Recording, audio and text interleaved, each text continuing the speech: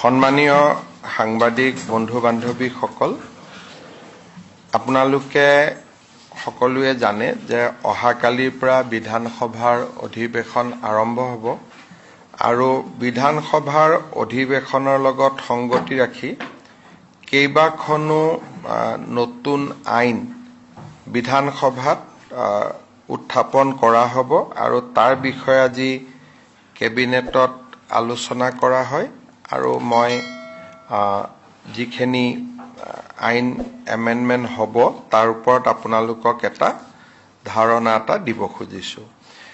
আমাৰ Assam tourism development and registration act 2024 এই আইনখন আমাৰ সদনত উপস্থাপন হ'ব। ইয়াৰ দ্বাৰা আমাৰ হোটেল বা হোমষ্টে এইসকলৰ পঞ্জীয়ন কৰাৰ বাবে সুবিধা কৰি দিয়া হ'ব আৰু পূৰ্বতে 1867 চনত চৰাই এক্ট বুলি এখন এক্ট আছিল, সেই এক্টখন বিলুপ্তি হ'ব আৰু Assam tourism development and registration act 2024ক আমি সংশোধন কৰি চৰাই এক্টৰ প্ৰয়োজনীয় দফাসমূহ আমি নতুন আইনখনত সন্নিৱিষ্ট কৰি চৰাই এক্টখন আমি সম্পূৰ্ণ ধৰণে বিলুপ্তি কৰিম। আজি আমাৰ কেবিনেটত অসম পুলিচৰ যিটো 102 বুলি আপোনালোকে ফোন নম্বৰ দেখিছে 112, এই গোটেই প্ৰকল্পটোক আধুনিক ৰূপত সজাই তুলিবৰ বাবে আমি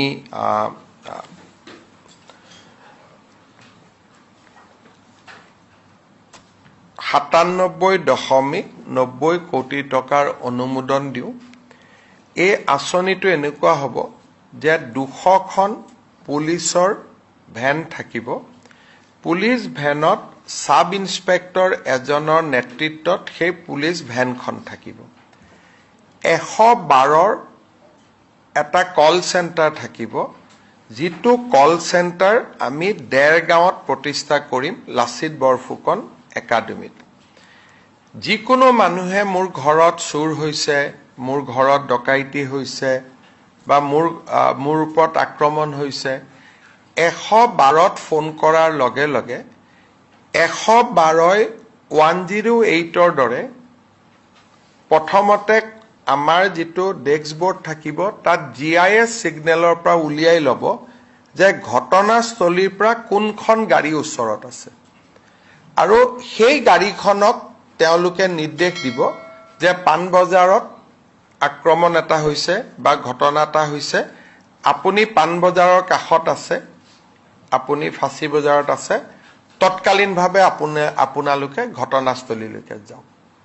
তাৰমানে মোবাইল পুলিচ ষ্টেচন এটা হ'ব, 200টা মোবাইল পুলিচ ষ্টেচন, য'ত নেকি 112ক ফোন কৰাৰ লগে লগে তাৰ পৰা অপাৰেটৰে ইনষ্ট্ৰাকশ্যন দিব আৰু পুলিচ ষ্টেচন বা পুলিচ গাড়ী কেইখন ঘটনাস্থলীত গৈ উপস্থিত হ'ব।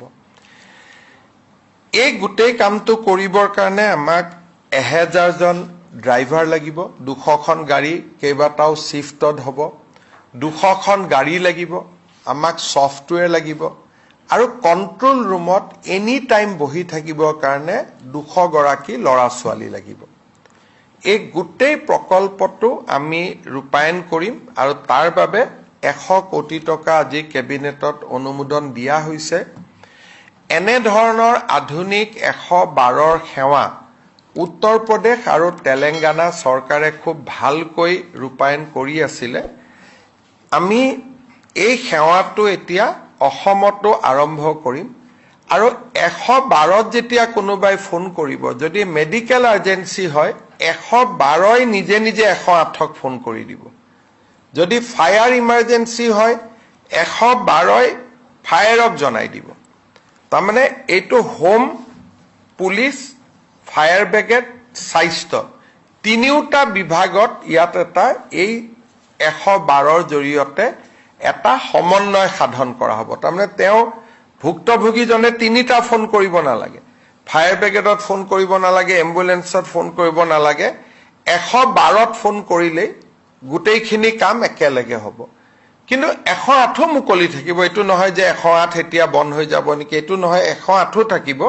কিন্তু 112ত ফোন কৰিলে দুৰ্ঘটনা হলে পুলিচে নিজে নিজে 108ক কৈ দিব যে অমুক জায়গাত দুৰ্ঘটনা হৈছে, আপোনালোকে এম্বুলেন্স পঠাওক। So health, disaster response, integrated police station, আৰু এইটো 24x7 থাকিব।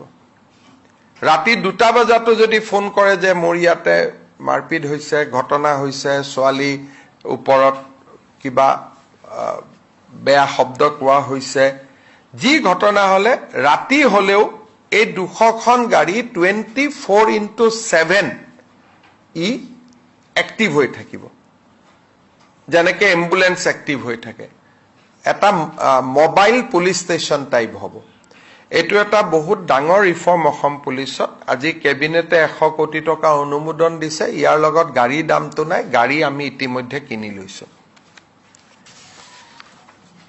আজি আমাৰ কেবিনেটত Assam minor mineral concession rules 2030 খন আমি সংশোধন কৰো। আপোনালোকে দেখা পায় যে অৰুণাচল, নাগালেণ্ড, মিজোৰাম বিভিন্ন ৰাজ্যৰ পৰা আমাৰ অসমলৈ শিল আহে, কিন্তু সেই শিল বালি নিজৰ ৰাজ্যত ৰয়েলটি দি আহিছে নে নাই তাক আমি চাব নোৱাৰো। দ্বিতীয়তে কথা, অসমত অহাৰ লগে লগে যদি এখন ৰাজ্যত ৰয়েলটি দি নাহে তেতিয়া অসমৰ ব্যৱসায়ীবিলাকে ৰয়েলটি দিব লাগে, বাহিৰৰ পৰা আহিলে ৰয়েলটি নিদিয়াকৈ।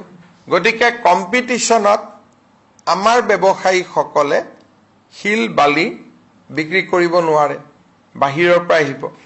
গতিকে আজি আমি এই আইনখন এমেণ্ডমেণ্ট কৰিছো যে অসমত শিল বালি বাহিৰৰ ৰাজ্যৰ পৰা আহিলেও এটা ট্ৰেনজিট ফিজ 150 টকা পাৰ স্কুৱেৰ মিটাৰ আমাৰ ৰাজ্য চৰকাৰক দিব লাগিব। আৰু অসমলৈ যি শিল বালি আহিব নিজৰ ৰাজ্যখনত ৰয়েলটি আৰু জিএছটি দি আহিব লাগিব। বিনা ৰয়েলটি জিএছটি অসমলৈকে এই সামগ্ৰীবিলাক আহিব নোৱাৰিব।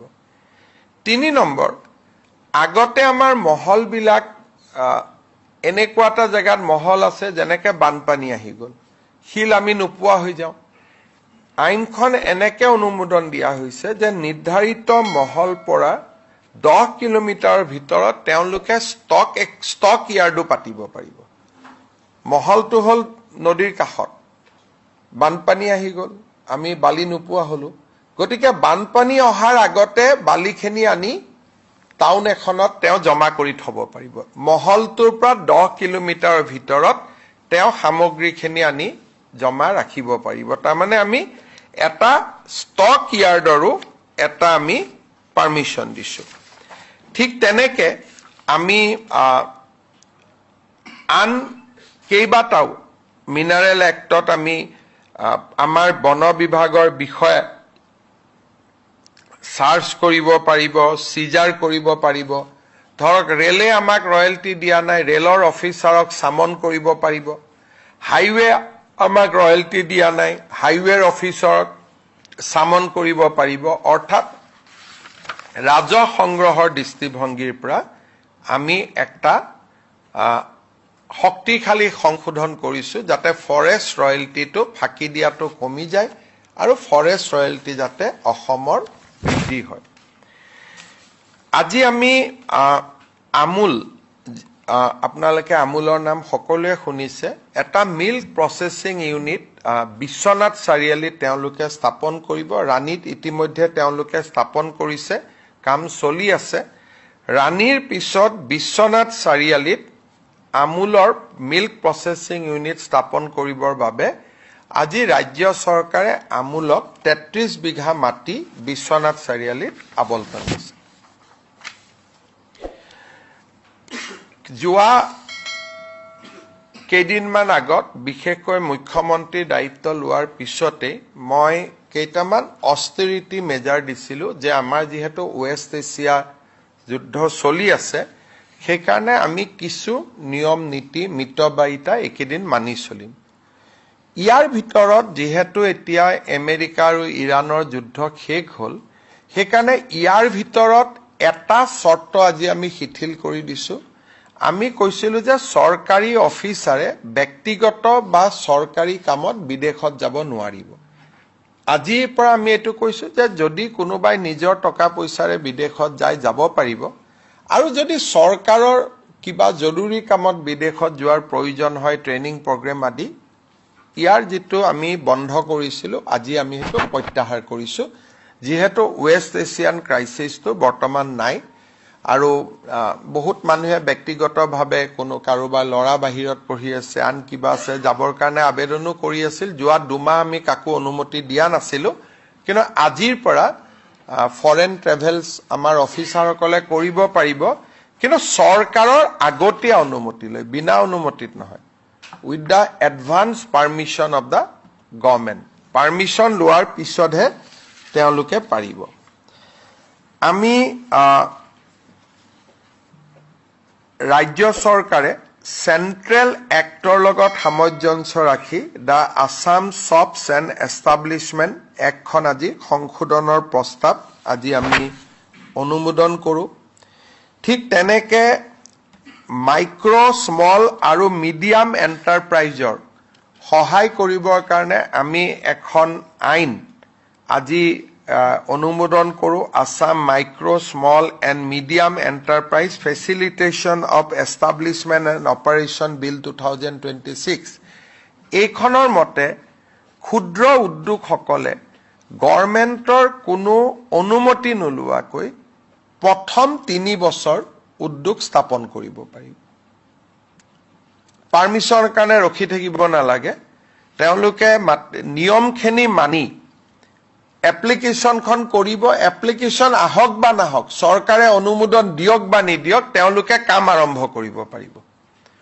অকল ক্ষুদ্ৰ উদ্যোগ বৃহৎ উদ্যোগ নহয় আৰু পলিউটিং ইন্ডাষ্ট্ৰি নহয় প্ৰদূষণ কৰা উদ্যোগ নহয় কাঠৰ মিল তিল এবিলাক নহব কিন্তু বাকি উদ্যোগ তেওঁলোকে বুলে ডিআইসি ৰেজিষ্ট্ৰেচন দিছে নে নাই ইন্ডাষ্ট্ৰি অনুমতি দিছে নে নাই তেওঁলোকে এইবিলাক সোৱাৰ কোনো প্ৰয়োজন নাই মাত্ৰ এপ্লিকেশনখন দিব আৰু 3 বছৰলৈকে তেওঁলোকে উইদাউট পাৰমিশন চলাই থাকিব পাৰিব 3 বছৰৰ পিছতহে পাৰমিশনৰ কথাটো আহিব ঠিক তেনেকে আমি যদি ইন্ডাষ্ট্ৰি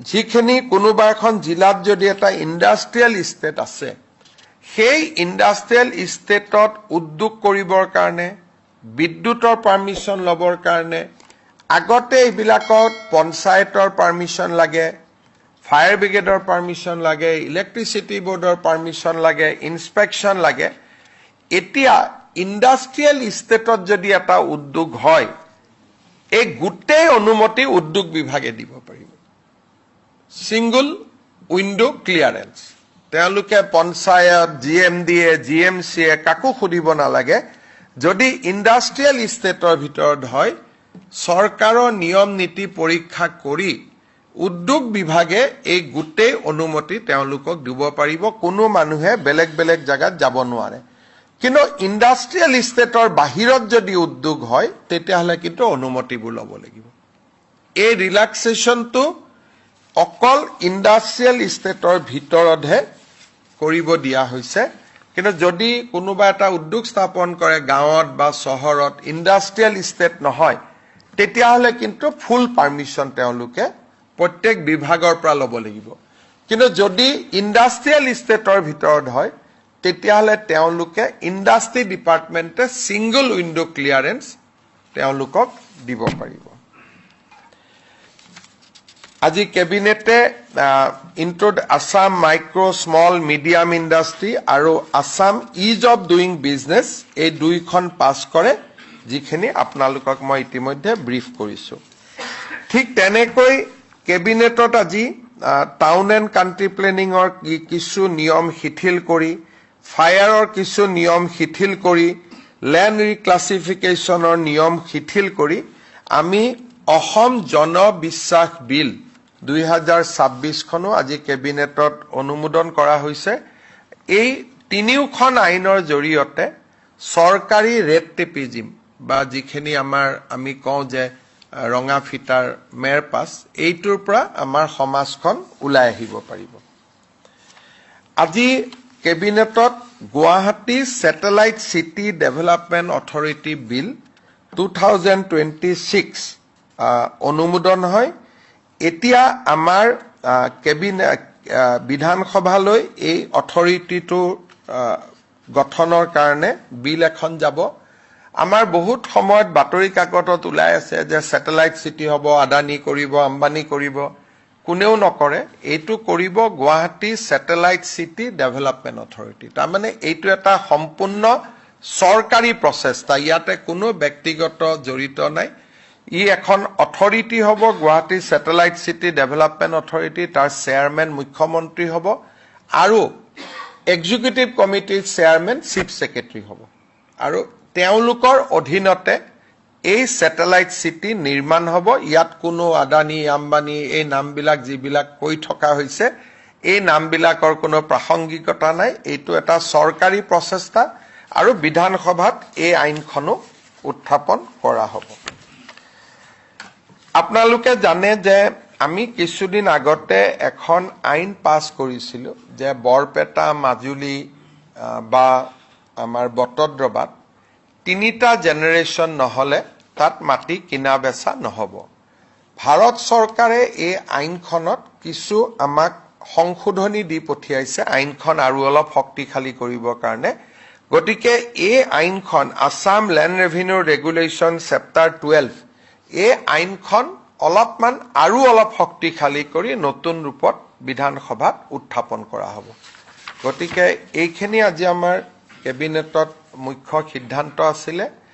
ৰাজ্যত অগৰ ব্যৱসায় ইয়াক শৃংখলিত কৰা আৰু খেতিয়কসকল যাতে ইয়াৰ পৰা উপকৃত হয় তাৰ ওপৰত অধ্যয়ন কৰি চৰকাৰক পৰামৰ্শ দিবলৈ পীযুষ হাজৰিকা, বিমল বৰা আৰু জয়ন্ত মল্ল বৰুৱাৰ নেতৃত্বত এখন কেবিনেট কমিটি কৰা হৈছে। তেওঁলোকে অগৰ ব্যৱসায়ীসকলৰ লগতো কথা পাতিব, খেতিয়কৰ লগতো কথা পাতিব আৰু ভাৰত চৰকাৰৰ লগতো কথা পাতি এই ব্যৱসায়টো শৃংখলিত কৰাৰ উদ্দেশ্যে খেতিয়কসকলে যাতে লাভ কৰিব পাৰে সেই ধৰণে গোটেই ব্যৱস্থাটো সুন্দৰ কৰাৰ বাবে উদ্যোগ বিভাগ, কৃষি বিভাগ আৰু ফৰেষ্ট বিভাগে যাতে একেলগে কাম কৰিব পাৰে তাৰ কাৰণে আজি আমি এখন কেবিনেট কমিটিও গঠন কৰি দিছোঁ। গতিকে মূলতঃ এইকেইটা আজি কেবিনেটত সিদ্ধান্ত আছিল। আপোনালোকে যদি কিবা সুধিব বিচাৰিছে সুধিব পাৰে। দ্বাদশ চেপ্টাৰটোত হ'ল যে 200 বছৰৰ পুৰণি মন্দিৰ বা মছজিদ বা সাংস্কৃতিক কীৰ্তিস্তম্ভ, ৰংঘৰ, ইয়াৰ 5 কিলোমিটাৰৰ ভিতৰত সেই অঞ্চলটোৰ 3 প্ৰজন্মৰ মানুহ নহ'লে তাত মাটি কিনিব নোৱাৰিব। আগতে আমি বিধানসভাত এই আইনখন পাছ কৰিছিলোঁ, কিন্তু যেতিয়া ৰাষ্ট্ৰপতি মহোদয়ালৈকে পঠিয়ালোঁ কিছু আমাক আৰু ছাজেশ্যন দিলে। সেই ছাজেশ্যনখিনি আমি ইনকৰ্পৰেট কৰি বিলখন আমি নতুনকৈ পাছ কৰাম।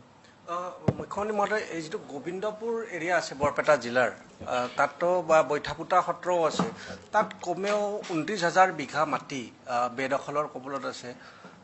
আমি বেদখলৰ বিৰুদ্ধে আমি যুদ্ধ কৰি আছোঁ আৰু আমাৰ নিৰ্বাচনী ঘোষণাপত্ৰটো আছে আৰু সেই সম্পৰ্কে আমি কাম কৰিয়ে থাকোঁ। আপোনালোকৰ সহযোগিতা বিচাৰিছোঁ আৰু আমাৰ এভিকশ্যনটো চলি থাকিব। আজিও মই এখন টুইটাৰত ফটো দিছোঁ যে 3 বছৰ আগতে আমি এভিকশ্যন কৰিছিলোঁ, এতিয়া সেই গোটেই জেগাটোত হাতী ভৰি গৈছে। গতিকে মই ভাবোঁ যে আপুনি আজি যিটো স্পিৰিটত মোক প্ৰশ্ন কৰিছে, যদি আমি তাত উচ্ছেদ অভিযান হাতত লওঁ আপোনালোকে একেটা স্পিৰিটতে আমাক সহযোগিতা কৰিব। নিশ্চিতভাৱে এই ক্ষেত্ৰত ND24ৰ মুখ্য সম্পাদক ৰাজদীপ বাইলুং বৰাই নিজে ইয়াত কৈ, মই ক'লো নহয়, ৰাজদীপ বাইলুং বৰাইতো ছাপৰ্ট কৰিব, কিন্তু আন দুখনে আকৌ সমালোচনা কৰিব। গতিকে এটা সাংবাদিকৰ মাজতো যদি এটা একতা থাকে, ইউনিটি থাকে যে এভিকশ্যনত আমি চৰকাৰক সমৰ্থন কৰিম, তেতিয়াহ'লে ভাল হ'ব।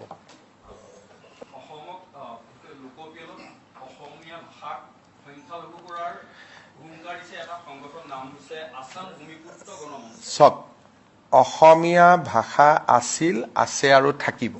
যেনেকে আজিৰ দৰে আছিল তেনেকে থাকিব। লোকপিয়লত যি হক নহক এইটো কথালৈ অসমীয়া মানুহক কোনেও ব্লেকমেইল কৰিব নোৱাৰে। যি ধৰণে অসমীয়া ভাষা আছিল, আছে আৰু থাকিব। লাগিলে ভাৰত চৰকাৰে সংবিধান সংশোধন কৰি ক'ব যে অসমৰ চৰকাৰী ভাষা অনন্ত কাললৈ অসমীয়া হৈ থাকিব। সিমানখিনি কৰাৰ মোৰ সাহস আছে, আমাৰ ইচ্ছা শক্তি আছে। সেইকাৰণে অসমীয়া ভাষাক লৈ কোনেও যাতে অসমীয়াক ব্লেকমেইল নকৰে তাৰ কাৰণে মই অনুৰোধ জনাম। মুখ্যমন্ত্ৰী মহোদয় এই ছেটেলাইট টাউনশ্বিপক লৈ ৰাণীত যিটো আন্দোলন প্ৰায় সদায় হৈ থকাৰ নিচিনা হৈছে, আজিতো 16খন গাঁৱততো ছেটেলাইট টাউনশ্বিপ কৰিব খোজাই হোৱা নাই। যি ছেটেলাইট টাউনশ্বিপ হ'ব তাৰ মাটিও আমি ল'লো, তাৰ কামো চলি আছে। আজিও অলপ পিছত মোক মানুহে লগ কৰিব আহিব। যিটো জাগাত টাউনশ্বিপ হ'ব তাততো সেইটোতো মোৰ সমষ্টিত হ'ব, তাততো কোনো গণ্ডগোল নাই। এয়াৰপৰ্টৰ আগত পিছত হ'ব, তাততো কোনো মানুহেতো আপত্তি কৰা মোকতো, মইতো গাঁৱত গৈ থাকো, মোৰে নতুন সমষ্টি, এজন মানুহেওতো মোক আপত্তি কৰা নাই। এতিয়া দূৰ দূৰলৈকে কোনোবা মানুহে লগাই দিছে যে ইয়াত ছেটেলাইট চিটি হ'ব, তাতে আন্দোলন হৈ গৈছে। এতিয়াতো তাৰ লগতো ছেটেলাইট চিটিৰ কোনো সম্পৰ্কই নাই। আমি ইমান দূৰত গৈ ক'ৰ পৰা মাটি পাম? ৰাণীৰ লগততো আমাৰ কোনো কথাই হোৱা নাই। গোটেই ছেটেলাইট চিটিৰ সীমাটো মোটামুটি জালুকবাৰী সমষ্টিৰ ভিতৰতে আছে। গতিকে এইটো কি আন্দোলন ময়ো বুজি নাপাওঁ। সেইকাৰণে এতিয়া আমাৰ মাটি লোৱাৰ কাম প্ৰায় ৰাইজৰ সহযোগিতাত প্ৰায় সম্পূৰ্ণ হ'ব গৈ আছে। স্থানীয়, মই এইটো কলো নহয়, স্থানীয় বুলি তাত মানুহেই নাই। যিখিনি মানুহৰ মাটি তেওঁলোকে নিজে আমাক আগবাঢ়ি আহি দিছে। আৰু এই মাটিখিনি হ'ল জালুকবাৰী সমষ্টিৰ ভিতৰৰ মাটি।